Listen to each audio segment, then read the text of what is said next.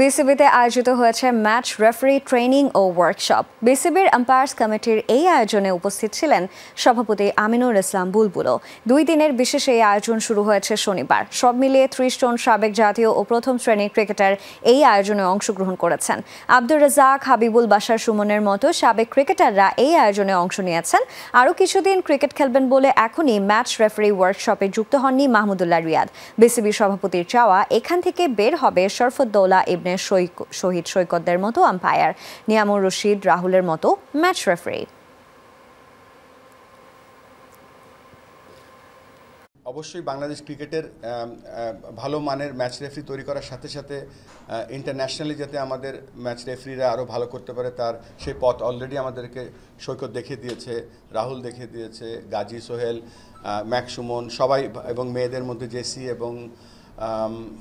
JCO করছে এই কাজগুলো।